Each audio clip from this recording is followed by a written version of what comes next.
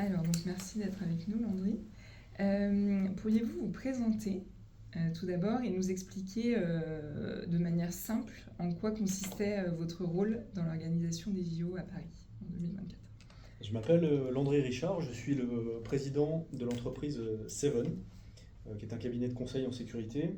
Et j'ai été le Venue Security Manager du site des Invalides pendant Paris 2024. D'accord, très bien. Et à quel moment vous avez été impliqué dans les JO? Ça, c'est la première question. Et la deuxième question, c'est comment est-ce qu'on se met en ordre de marche sur un tel projet quand on est recruté pour travailler pour un tel événement? En ce qui me concerne, l'implication, elle a commencé un an avant les Jeux Olympiques, avec un recrutement qui a été fait sur un appel à volontaires pour intégrer la direction de la sécurité des Jeux. Et j'ai été séduit par cet appel qui a été fait par, à l'époque, le directeur de la sécurité des sites, qui était un collègue dans ma vie précédente à l'autorité des marchés financiers et qui m'a happé dans son équipe. Un an avant, il y avait déjà 80 collaborateurs au sein de la direction de la sécurité des Jeux Olympiques qui planchaient pour certains depuis 5 ans déjà, depuis l'annonce de la candidature, hein, sur comment sécuriser une aventure pareille. Et pour aller dans la continuité de comment on s'implique là-dedans, c'est-à-dire qu'on prend conscience euh, un an avant, en ce qui me concerne, qu'on intègre une direction qui va sécuriser rien de moins que le plus grand événement du monde. Et à ce titre, c'est quand même un saut dans le vide, parce que personne avant n'avait jamais fait ce que nous avons fait nous. C'est très prétentieux de le dire comme ça. Pour autant, étant donné, et on va y venir, la complexité, la diversité des sites, le fait d'avoir des sites temporaires, une cérémonie d'ouverture aussi extraordinaire dans sa conception, dans sa pensée, c'est effectivement un saut dans un grand bain qui est effrayante au départ. Mm. Effectivement, on imagine. Et comment vous avez donc recruté une équipe, formé des personnes, encadré du personnel de sécurité? Comment vous avez fait pour faire tout ça en un an, puisqu'effectivement, comme vous le dites, certaines personnes étaient déjà onboardées dans le projet depuis 5 ans. Ouais, il y a plusieurs étapes qui se sont faites. Si on part de l'étape de conception d'il y a 5 ans, là on a une équipe qui s'est structurée avec une réflexion stratégique qui a abordé les champs périmétriques de la sécurité de l'événement. Je parle que de la sécurité hein, sur ce coup-là. Et puis un an avant, on est entré dans le caractère opérationnel. Donc c'est là que la direction de la sécurité s'est vraiment staffée à travers je dirais le recrutement de ceux qui, comme moi, allaient être en direction de chacun des sites. On a tous été mis dans l'immeuble de Pulse à Saint-Denis, qui a été le siège du comité d'organisation des Jeux Olympiques. Et le management de la sécurité des Jeux a fait que on a appris à travailler ensemble. Et ensemble, on a commencé à réfléchir à la conception sécuritaire à partir de bases faites sur plan, donc dans ce travail en équipe avec nos architectes qui nous ont fourni les plans des sites, chacun à sa place, mais chacun ensemble sur une réflexion commune. C'est-à-dire que toute l'ingénierie de sécurité s'est faite de manière harmonisée et commune pour que nous ayons tous absolument le même discours à partir d'un point central qui était il ne doit rien se passer pendant ces jeux. On a pu s'inspirer de tout l'historique de ce qu'on avait pu connaître. Je pense à l'attentat qui a eu lieu sur les Jeux d'Atlanta, par exemple, hein, en disant comment nous on va faire pour que tout cela n'arrive pas. Et les premières étapes ont été de dire bon, voilà les plans, voilà les lieux, voilà le contexte géopolitique. Je rappelle qu'on était après le 7 octobre hein, et ce qui s'est passé en Israël. On est en pleine guerre entre la Russie et l'Ukraine. On est finalement dans un contexte géopolitique qui est terrible, avec une menace attentat sur le territoire national qui est au plus élevé, avec là encore, je crois que c'est au mois de février, une attaque au couteau sur le pont de l'Alma, une attaque gare Montparnasse. Enfin finalement, on est dans un contexte général où on se dit on va faire quelque chose de très complexe. On est sur des sites en extérieur. On est sur une multiplicité des sites en plein cœur de Paris. On connaît le contexte compliqué de la sécurité privée de manière générale, puisqu'on a aussi cette expérience des Jeux de Londres qui se sont pris 60% de no-show parmi les prestataires de sécurité privée et où l'État a dû compenser la défaillance de la sécurité privée en dernière minute. Donc là, en fait, toutes ces données en fait, ont pour nous été essentielles pour prévoir, pour anticiper toutes les problématiques auxquelles on allait devoir faire face. Et toute cette ingénierie, on l'a produite à travers nos analyses de risque pour pouvoir derrière faire nos prescriptions. Et on s'est mis en vase clos, dans des pièces, un peu comme celle-là, où tous ensemble, tous les directeurs de sécurité des sites et nos collaborateurs se sont dit, bon, ok, c'est horrible de le dire comme ça, mais ok, on est un groupe terroriste, on est malveillant, on va essayer de prévoir et de programmer un attentat, ou une attaque, ou quelque chose, et qu'est-ce qu'on va mettre en œuvre pour penser ça? Nous avons tous été recrutés parce que nous avons un savoir, une connaissance et une expérience sur ces sujets sécuritaires. C'est-à-dire qu'on n'est pas tombé là non plus par hasard. Si on a été sélectionné, c'est parce qu'on a aussi ce regard, cette capacité anticipationnelle et ce talent en termes d'ingénierie de sécurité. Et tous ces scénarios, tous ceux à quoi on aurait pu penser, eh bien, on les a mis sur le papier, on les a confrontés, et on s'est dit, ok, comment on fait face à ça? Comment on anticipe? Un commando terroriste qui s'amuserait à louer un appartement 6 mois avant sur l'esplanade des Invalides et qui va charger d'explosifs, de mitrailleuses, et voilà, comment on gère ça? La voiture bélier, le machin, le truc. Mais c'est aussi les activistes, la politique, les revendications, tout ce qu'on peut imaginer en termes de risque, on a tout anticipé, on a tout envisagé, et à chaque fois, on a répondu derrière avec une prescription. C'est-à-dire comment, en gérant de l'intérieur, nous, comité d'organisation des Jeux Olympiques, on peut faire face à ce qui pourrait nous arriver. Ça, c'est l'intérieur de notre champ périmétrique, ce qui était de la responsabilité du comité d'organisation des Jeux Olympiques de Paris 2024. Et puis derrière, tous ces scénarios, toutes ces options de réponse opérationnelle, on les a systématiquement, de façon hebdomadaire, présentées et soutenues à la préfecture de police.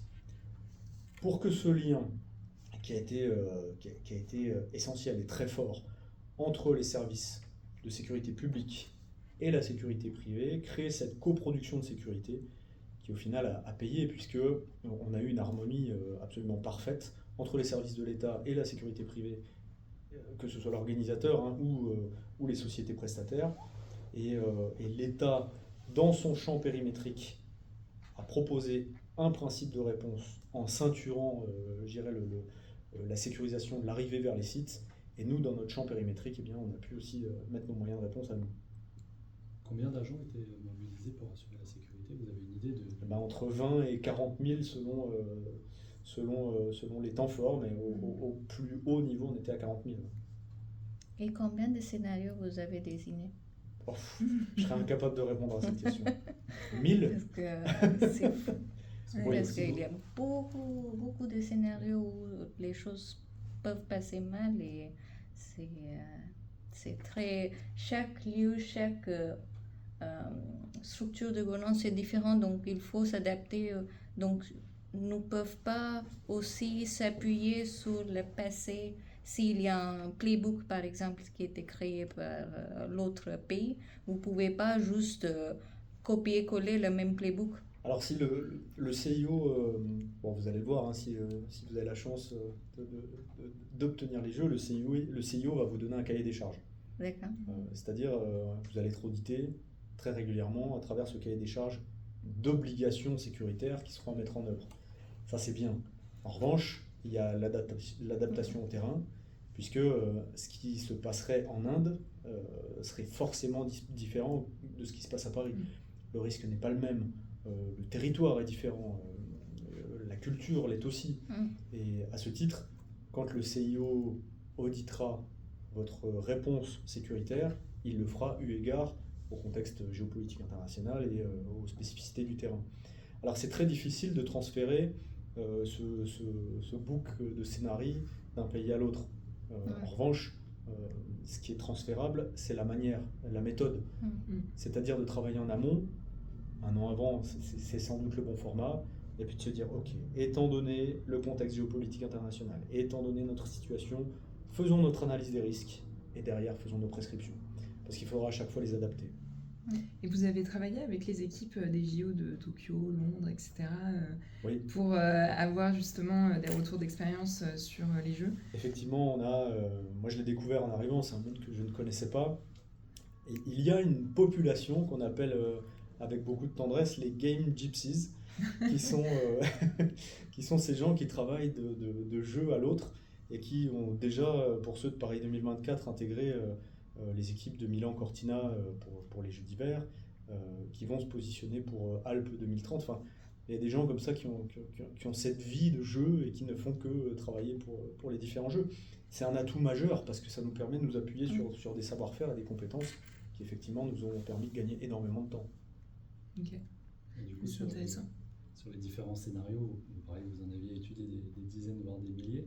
Tout ce qui est aspect de nouvelles technologies également, parce que je me souviens en pré-JO, on parlait beaucoup d'attaques de drones, de nouvelles en fait, possibilités d'attaques. Comment vous avez réussi à intégrer ça sur des attaques qui en fait n'ont encore jamais existé, mais justement avec l'avancée technologique, l'IA, comment on essaie sur le terrain après de s'adapter à des scénarios qui sont même pas encore peut-être imaginés? Alors, il faut bien dissocier les périmètres de chacun. Tout ce qui était voie publique et extérieur des sites était sous contrôle de l'État. Donc là, nous, on avait un regard qui était assez distant, même si nous étions impliqués dans le cadre des réunions avec la préfecture de police. On savait ce qui se passait, pour autant, ce n'était pas dans notre périmètre à nous. Le ciel et la voie publique étaient gardés par l'État. Donc nous savions et nous avions la certitude que aucun drone ne pourrait survoler Paris pendant les Jeux, ou alors pas longtemps. Alors on l'a testé, hein. Ça aussi, ça fait partie des choses qu'on a mis en œuvre. Allez, c'était quoi, au mois de juin, où les services de l'État ont simulé des attaques de drones sur les sites pour voir comment eux peuvent les détruire à distance. On a fait ces tests-là. Et on a vu la redoutable efficacité d'ailleurs du système. Mais moi j'ai été fasciné par les capacités technologiques dont on dispose pour tuer un drone en l'air, quoi. C'est incroyable. Pardon. Alors je ne parle que des drones, mais on peut parler des cyberattaques. On a vécu plusieurs millions de cyberattaques par jour pendant toute la période des Jeux. C'est quelque chose de complètement extraordinaire. Et là aussi, c'est quelque chose qui n'était pas dans notre partie à nous, service direction de la sécurité, puisqu'on avait une direction dédiée à la cyberdéfense, mais on parle de plusieurs millions d'attaques par jour. C'est incroyable. Incroyable par jour. Et on a tout paré. On n'a jamais été victime de Sauf avant, je pense, un jour avant, il y a eu un problème avec le train. Oui, tout à fait. Ouais. Alors, il y a effectivement eu... aujourd'hui, on l'a acquis comme ça, mais il s'agit d'une attaque malveillante sur les réseaux de transport. Bon, là, c'était à l'extérieur, et je crois qu'on était dans le secteur lyonnais, semble-t-il. Il y en a eu dans l'est de la France. Mais bon, heureusement, ça n'a pas touché les sites olympiques. Mais malheureusement, il y a un certain nombre de spectateurs de la cérémonie d'ouverture qui n'ont pas pu arriver à temps parce que bloqués sur les réseaux de transport. Donc là, c'était des attaques envers la SNCF. Hein, Bon. Ça arrive. Il y avait un autre scénario qu'on n'a peut-être pas anticipé, c'était l'instabilité politique. Est-ce que ça vous a fait entamer une gestion de crise ou quelque chose comme ça, où il fallait anticiper d'autres scénarios auxquels vous n'avez pas pensé au départ Ça a forcément été une source d'émoi pour nous, cette dissolution. Pour autant, il y a eu une continuité dans la gouvernance de l'État, puisque les ministres démissionnaires étaient malgré tout en fonction, et opérationnellement ça n'a rien changé pour nous, puisque le gouvernement n'ayant pas été renouvelé pendant la période des Jeux, tout le monde a tenu sa position. Ça a été une crainte, effectivement, parce que quand on voit le travail qu'on a pu faire avec le ministre de l'Intérieur, notamment, on s'est inquiété. Vous savez, quand un nouveau ministre de l'Intérieur arrive, il n'est pas rare que le préfet de police change également, que les équipes changent également, Pour autant, là, tout s'est maintenu, et heureusement, puisque tout le travail qui a été fait de façon préparatoire a pu être maintenu dans sa continuité. Mais c'est vrai, vous avez raison, les crises politiques sont forcément potentiellement déstabilisantes sur l'organisation d'un tel événement.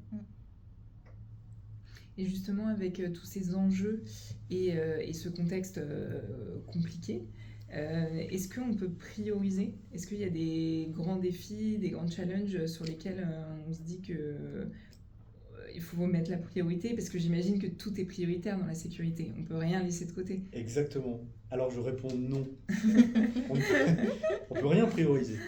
Et vous savez, la sécurité, c'est une chaîne dont la solidité est celle de son maillon le plus faible. Vous pouvez mettre en place des chars d'assaut à la périphérie de vos sites si vous avez un agent de sécurité privé qui est un infiltré, que vous n'avez pas vu, qui entre et qui vous fait une attaque à l'intérieur de votre site, vos chars d'assaut ne serviront à rien. C'est-à-dire qu'en fait, tout peut être source de malveillance, et qu'à ce titre, tout doit être anticipé dans la capacité de réponse opérationnelle. C'est-à-dire que non, on ne peut rien prioriser. Voilà. Bah, effectivement. Et est-ce que vous avez utilisé des solutions technologiques particulières pour ces JO que vous avez mis en place et qui étaient innovantes pour que tout se passe bien? Oui, en termes d'innovation, alors on a eu recours dès la cérémonie d'ouverture à une solution qui est le portique Evolve Express, le portique Express Evolve, pardon, qui est une solution qui nous a permis, là encore, d'aller vers quelque chose d'assez nouveau dans l'absorption des spectateurs, puisque c'est un portique qui a vocation à détecter les masses métalliques. Et donc ça nous a permis de faire des entrées fluidifiées de spectateurs très rapidement, sans avoir à faire de la palpation systématique sur chacun des spectateurs. Cet outil est capable de voir les masses métalliques suspectes dans sa programmation, c'est-à-dire si vous portez une arme, si vous portez un couteau, l'outil va le voir et va alerter l'agent qui est en pilotage de sa tablette, sans pour autant savoir faire la différence entre est-ce que vous transportez un fer à repasser ou un revolver, hein, je le dis en plaisantant, mais du coup si une masse métallique est détectée, l'agent va vous envoyer vers la palpation. C'est-à-dire qu'il ne va pas le faire systématiquement. Si vous êtes en short t-shirt, vous allez pouvoir passer parce que l'outil n'a rien vu. Mais ça nous a permis, nous, de faire entrer 4000 spectateurs en 1 heure sur les sites, quoi. Et ça a amélioré et l'expérience spectateur, parce que ça c'est très important, la sécurité ayant aussi un rôle dans l'expérience spectateur. C'est aussi pour ça qu'on a eu tant de réussite sur ces Jeux de Paris 2024, parce que les gens étaient plutôt ravis. Mais ça a aussi l'effet inverse, d'avoir un tas de gens qui nous ont dit « Punaise, on est entré là-dedans sans être fouillé ». Alors que nous, on avait pu faire cette prédétection grâce à l'outil. Sur la sensation de sécurité, il y a un sujet. Mais voilà, ça ce sont les technologies avant-gardistes. L'autre outil qui a été pour nous phénoménal, je le dis avec le cœur, c'est la solution que nous a fournie Thales avec la Smart Digital Platform. Alors ça a été un outil absolument fascinant qui nous a permis de cartographier en 3D l'ensemble des sites olympiques et de positionner sur cette cartographie qu'on a pu manipuler. Alors on serait écrit dans un film du futur, vraiment, hein. Vous êtes sur votre écran, vous pouvez avoir votre site, que vous regardez en long, en large, en travers, par au-dessus, par en dessous. Et Thales a pu implémenter sur ces cartographies les réseaux électriques, les réseaux gaz, la position des poubelles, la position des cuisines, enfin vraiment tout ce qu'on peut trouver sur les sites, et d'y positionner, et ça c'était le travail qu'on a fait derrière dans nos réponses opérationnelles, la vidéosurveillance avec des champs caméra à 360 avec une vue complète de l'ensemble de nos sites, si bien que, je vous donne un exemple, une personne fait un malaise à tel endroit sur le site, on a l'information au PC sécurité, on clique sur l'outil, tac, toutes les caméras qui donnent sur cet endroit nous donnent un écran visu sur tout ce qui est en train de se passer à l'endroit précis où on nous a signalé un problème. Et l'outil est capable de nous dire, attention, là vous avez un point sensible, puisqu'on a je sais pas, un générateur électrique qui se passe là. Et il y a aussi un côté prédictif qui nous permet de dire, attention, alerte, là, il se passe quelque chose par ici.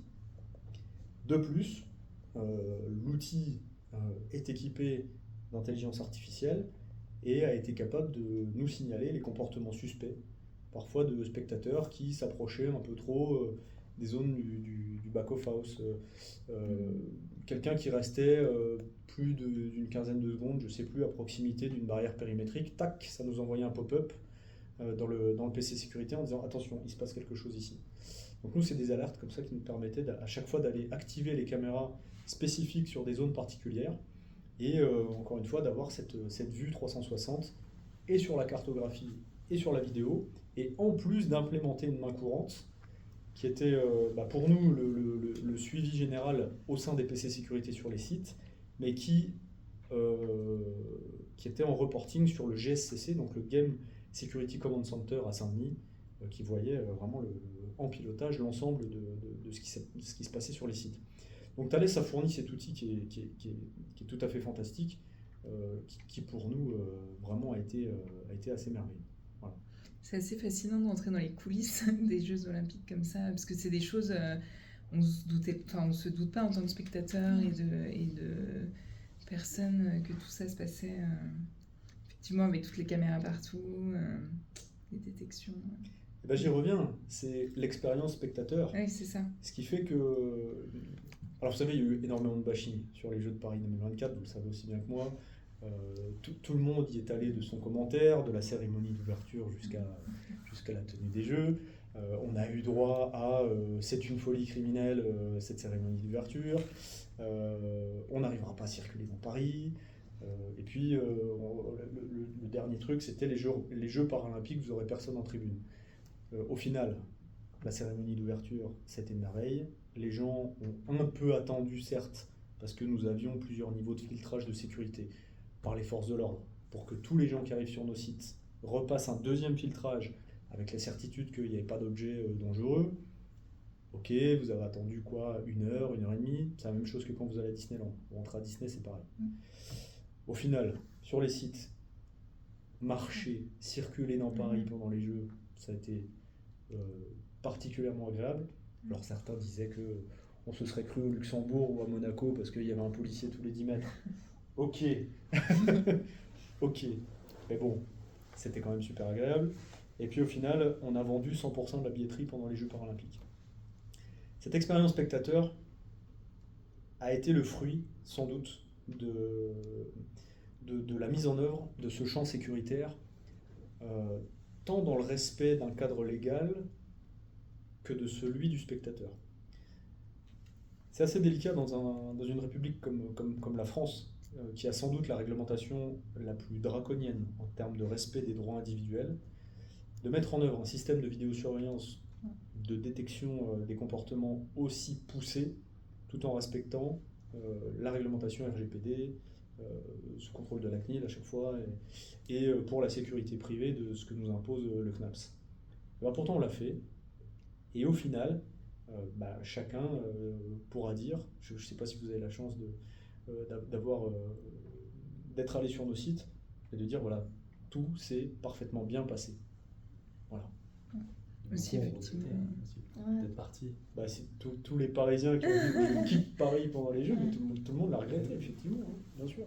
C'est ça. Non, c'était hyper agréable, hein. C'était une période... J'ai jamais vu le RRB aussi bien roulé de ma vie. Vraiment, c'était... C'est vrai. Ouais. Là, je le regrette, là. Et justement, on parlait du bashing, etc., qu'il y avait eu autour des Jeux Olympiques. Et ça m'a fait penser à l'avant des Jeux. Comment, en tant qu'organisateur des Jeux, donc il y a toute la partie amont, et puis il y a le pendant, qui se déroule en 2 phases. Comment est-ce qu'on appréhende ces deux parties, et puis comment on fait pour à la fois se préparer, et puis qu'est-ce qui se passe une fois que ça y est, c'est commencé, que ce soit pour les Olympiques ou les Paralympiques. Vous parlez spécifiquement du bashing Non, pas du tout. Non. En fait, le bashing me faisait penser à l'avant, parce que je trouvais que, avant les jeux, il y avait quand même beaucoup de personnes qui disaient, comme tous les Parisiens, on quitte Paris, niveau Ouais. sécurité, on n'est pas sûr de comment ça va se passer, etc. L'idée de ma question, c'est pas du tout de revenir sur le bashing, hein. C'était juste parce que ça m'a fait penser en fait à toute la période de préparation versus la période de conduite. Ouais. de conduite. Donc en fait, comment est-ce que ça se passe, la préparation et puis ensuite la conduite, puisque ça doit être deux rythmes complètement différents. Je vais être très honnête avec vous, c'est-à-dire que pendant toute la phase de préparation, on a tendu le dos. On était peut-être pas si sûr de nous que ça, même si on avait confiance en nos capacités à anticiper, à prévoir. Dans nos équipes, en fait, on a pris soin. Vous savez, on avait 200 prestataires de sécurité privée. Ça aussi, ça a été une technique qui a été le fruit de l'enseignement de Londres pour éviter le no-show. Ça a été la grande peur de Paris 2024, d'avoir un no-show qui allait nous contraindre à passer par les forces étatiques pour tenir nos sites. Imaginez comment l'expérience spectateur elle aurait pu être altérée. Et ça, c'est sans doute quelque chose qui doit inspirer l'Inde. Mais quand vous avez des militaires en armes à l'entrée des sites, quand vous avez des agents de sécurité privée, c'est pas la même perception. Et c'est ce qui s'est passé à Londres et ça a créé une forme d'émoi en tout cas qui a été plutôt désagréable. Cette crainte-là, on l'a anticipée en travaillant une multiplicité de prestataires qui allaient nous prémunir du no-show à travers avec 200 prestataires. Je dirais, si on avait 20% de défaillance, c'était pas grave. On a eu cette possibilité à travers des budgets suffisamment fournis, notamment pour la sécurité. Hein. Je ne dis pas que nous étions nos limites, mais la France a quand même eu un regard plutôt facilitant sur ce sujet-là. Et le COJO ne nous a pas embêtés sur la partie budgétaire, enfin en tout cas pas trop embêtés sur la partie budgétaire sécurité, même si on a été challengé et c'est normal. Il s'agissait pas de faire n'importe quoi. On a très légèrement surstaffé nos besoins. Sur un besoin à 100%, on l'a mis à 115%.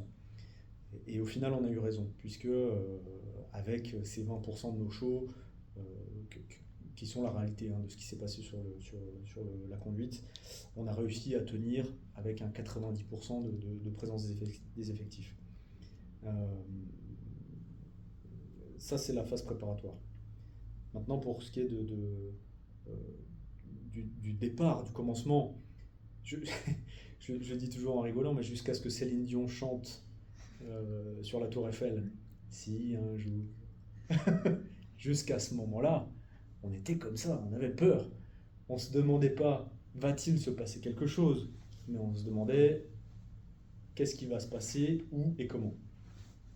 On avait la quasi-certitude que quelque chose allait se passer, un attentat, une attaque au couteau, et il ne s'est rien passé. Voilà, et quand Céline Dion a eu fini de chanter, voilà, ça y est, on a dit c'est parti, ça commence. S'il ne s'est rien passé pendant les cérémonies d'ouverture, il ne se passera sans doute pas grand-chose pendant la conduite opérationnelle des Jeux. Et effectivement, il ne s'est pas passé grand-chose pendant la conduite opérationnelle des Jeux. Il y a eu des événements, il s'est passé des choses. Mais voilà, tout ce que nous avions prévu en termes de réponse opérationnelle nous a permis de faire face aux attaques que nous avons subies. Et justement, dans la conduite opérationnelle des Jeux, j'imagine que vous étiez un comité, vous vous réunissiez. Quelles étaient vos méthodes de communication pour pouvoir travailler efficacement entre les différents services? L'ensemble du service de sécurité était géré par le Game Security Command Center. Donc là, on est sur un PC sécurité global qui a la vision sur l'ensemble des sites de compétition et de non-compétition. Alors, faut bien avoir en tête aussi que des Jeux Olympiques, c'est un peu comme une Coupe du Monde, mais x40. C'est-à-dire fois le nombre de sites olympiques. C'est incroyable, c'est complètement extraordinaire en gestion. Parce qu'autant, on avait aussi l'expérience de la Coupe du Monde de rugby qui avait eu lieu quelques mois plus tôt. On se dit c'est quand même compliqué de gérer la sécurité d'une Coupe du Monde, puis en fait pas tant que ça, quand on le voit après, quand on le fait 40 fois en même temps. Enfin, quand je dis en même temps, c'est chaque jour pareil, pendant 2 semaines. C'est complètement hallucinant. Alors le Game Security Command Center a ce rôle-là, d'être le support gestionnaire de l'ensemble de ces sites, mais le management de la sécurité, de la direction de la sécurité des Jeux de Paris 2024 a fait qu'il y a eu une forme de délégation avec chaque site qui a son directeur sécurité, son Venue Security Command Center, qui est en lead et qui a l'ensemble du pouvoir, quelque part, sur la sécurité de son site. Dans chaque Venue Security Command Center, on va retrouver le Venue Security Manager, son adjoint, mais également un représentant de la préfecture, un représentant de la police, un représentant de la brigade des sapeurs-pompiers de Paris, un représentant du SAMU. Enfin, voilà. En fait, chaque site a son PC sécurité propre et est autonome dans sa manière de gérer et son déploiement opérationnel et sa réponse en cas de problématique. Et ça, en fait, ça a été un maillage qui nous a permis de tout assumer sans saturer une entité centrale qui n'a eu en réalité qu'un rôle de recueil des informations tous les soirs, en reporting de voilà, il s'est passé ça aujourd'hui, vers la préfecture de police. Et je dirais la magie organisationnelle, elle a opéré comme ça. C'est en déléguant, sans quoi ça aurait été complètement impossible. Je ne sais pas si vous avez d'autres questions ou si on peut. Je pense qu'on peut passer sur le côté RH. Oui, bah ça y est. Hein. On a posé les Recruter. questions. Non, je pense qu'on a une question par rapport à comment vous avez recruté, formé, encadré tous les personnels, que 40 000. Donc c'est un grand nombre. Donc comment vous avez... Ouais, Vous alors, avez fait tous les entretiens d'embauche personnellement? alors il faut dissocier la direction de la sécurité des Jeux Olympiques, du comité d'organisation des Jeux Olympiques, les polos bleus, puisque nous avions des codes couleurs sur les uniformes, vous avez vu ça, avec les polos bleus étant les salariés du comité d'organisation des Jeux Olympiques, les polos verts étaient les volontaires, qui n'ont d'aucune façon été impliqués dans la sécurisation, puisque pour nous ils faisaient partie des populations à risque. On avait, là on se le dit entre nous après les Jeux, mais nous avions plus de craintes de mouvements protestataires politiques que de risques terroristes en réalité. Et les populations volontaires, pour nous, étaient une source d'inquiétude dans la mesure où il était possible d'infiltrer l'organisation des Jeux par ce biais-là. Bon, pour autant, il ne s'est rien passé et tant mieux. Mais la sécurité n'a été confiée qu'aux salariés du comité d'organisation des Jeux Olympiques. Et puis derrière, il a fallu recruter les agents de sécurité privés. Donc là, on était sur un principe d'achat de prestations de sécurité privée dans le cadre légal qui se pratique en France. Et on a lancé des appels d'offres sur lesquels les sociétés se positionnaient sur différents lots, sur différents sites. Donc on a pris soin, site par site, de bien attribuer des lots différents à plusieurs sociétés de sécurité privée. Sur notre site des Invalides, on avait 10 prestataires de sécurité privée différents.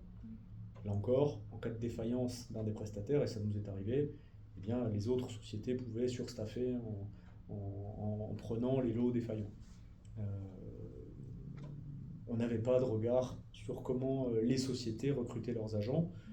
Pour autant, et ça a été un choix stratégique aussi, plusieurs mois avant, nos équipes allaient régulièrement rencontrer ces sociétés à leur siège. On les invitait au comité d'organisation des Jeux Olympiques.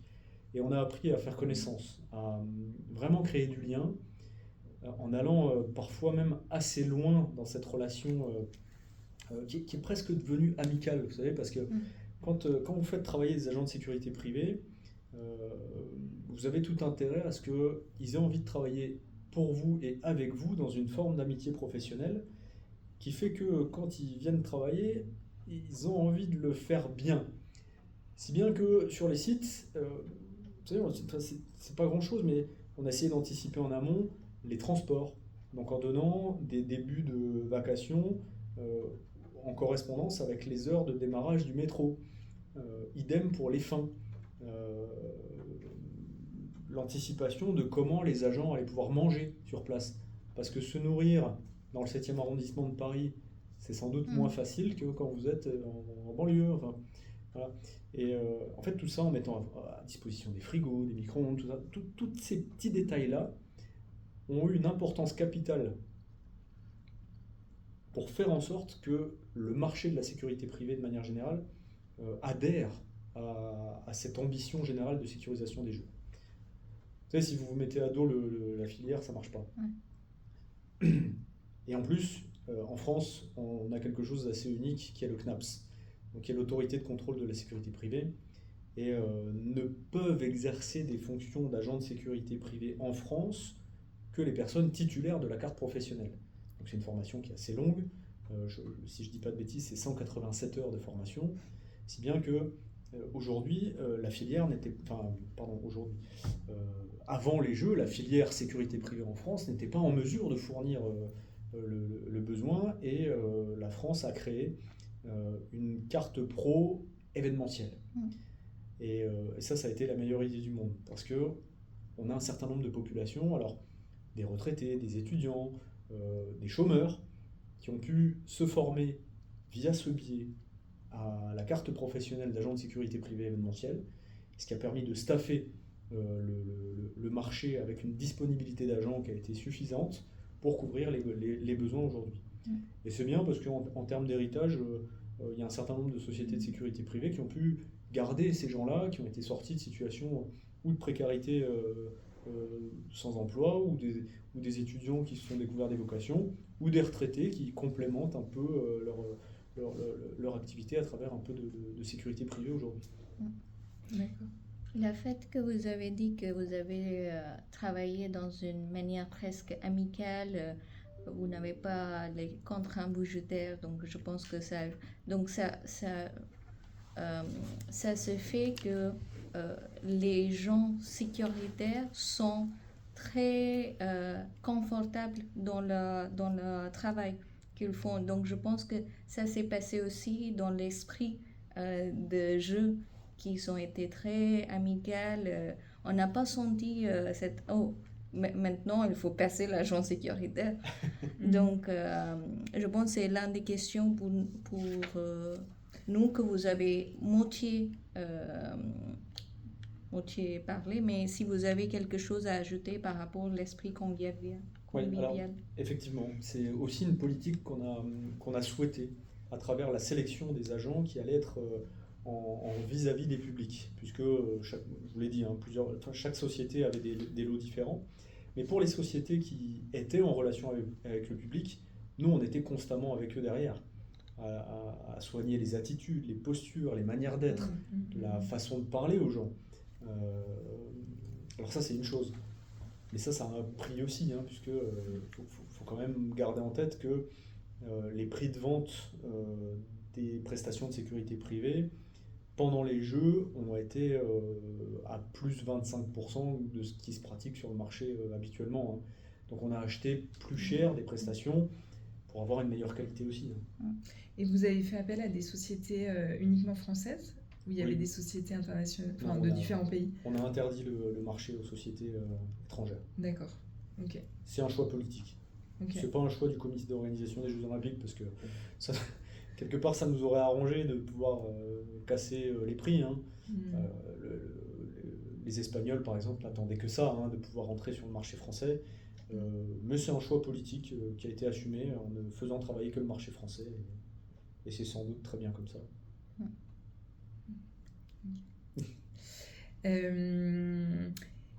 Et donc si on en vient à l'Inde, que conseilleriez-vous à l'Inde?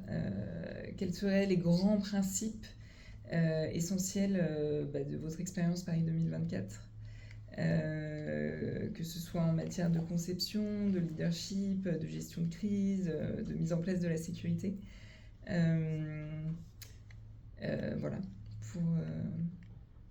C'est à la fois complexe et potentiellement prétentieux, en tout cas dans la posture qu'est la mienne, de pouvoir conseiller l'Inde sur une échelle comme celle-là. Pour autant, si je peux modestement dissocier deux parties, il y a celle de la candidature et celle derrière de la construction opérationnelle en cas d'attribution. Pour ce qui est de la candidature, mon conseil serait de très bien border la partie sécuritaire. Parce qu'on est aujourd'hui dans une période où la géopolitique internationale fait que les Jeux Olympiques sont une source d'exposition majeure en termes de portage de communication. Ce qui en fait une cible. Et à ce titre, le fait de le prévoir et de l'anticiper vous donnera un atout considérable. Ça, c'est une chose.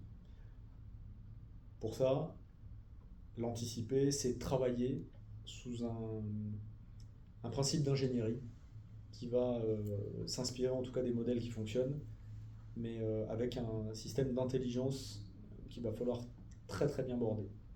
Et puis derrière, sur ce qui est de la conduite opérationnelle, il va falloir s'inspirer des modèles qui fonctionnent, sans doute en faisant appel à des gens qui l'ont fait au préalable au sein de vos équipes. C'est ce qu'on a fait sur Paris 2024. On s'est inspiré des cabinets qui avaient conseillé les Jeux avant nous, et on a bien fait de le faire, parce que c'est toujours très difficile quand on est impliqué d'être influent. Si bien que il nous a été utile d'avoir des Londoniens qui nous ont conseillé sur Paris. Voilà, c'est un peu le conseil que je donnerais. Voilà. Merci beaucoup. Merci beaucoup. Merci. Est-ce qu'on a d'autres questions Non, on a juste des questions verticales. Vertical. Je ne sais pas si vous avez autre chose à rajouter. Bon, je pourrais vous parler des Jeux pendant 6 mois.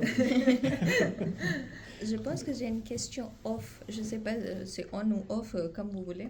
Mais l'un des événements qui s'est passé en termes de sécurité, qui était quelque chose que peut-être vous n'avez pas prévenu, et c'est une histoire qui est un petit peu dramatique, je ne sais pas, mais Oui. celle que vous racontez plus souvent. Ok, alors, vous filmez encore ? Je coupe? Non, je vais couper.